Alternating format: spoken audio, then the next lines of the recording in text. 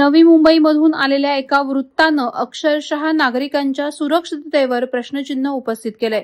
खारघर भागात बुधवारी पोलिसांनी मोठी कारवाई करत 100हून अधिक संशयित बांगलादेशी नागरिकांना ताब्यात घेतलंय। यामध्ये 70हून अधिक महिला आहेत, ज्या परिसरातील वेगवेगळ्या घरांमध्ये काम करून उदरनिर्वाह भागवत होत्या। मिळालेल्या माहितीनुसार ही कारवाई सेक्टर 35 मधील हाईड पार्क सोसायटीमध्ये सुरू झाली।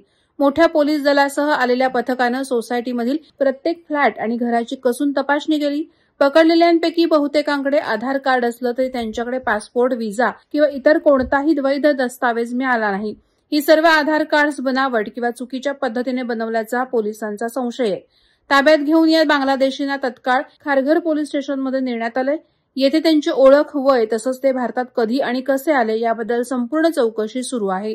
पोलिसांना संशय आहे की हे सर्व लोक अवैध मार्गाने भारतात राहत होते आणि बहुतेक जण बांगलादेशातून आले आहेत। पोलिसांनी आता या लोकांना फ्लॅट भाड्याने देणाऱ्या घरमालकांना आणि सोसायटीच्या सेक्रेटरी सदस्यांनाही चौकशीच्या फेऱ्यात आणलं आहे। पोलीस व्हेरिफिकेशन न करता या लोकांना भाड्याने का ठेवलं याची चौकशी सुरू आहे।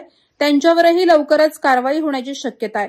पोलीस तपास पूर्ण झाल्यावर सर्व अवैध नागरिकांविरुद्ध कायदेशीर कारवाई केली जाईल आणि त्यांना देशाबाहेर पाठवण्याची प्रक्रिया सुरू केली जाईल, असं पोलिसांनी सांगितलं।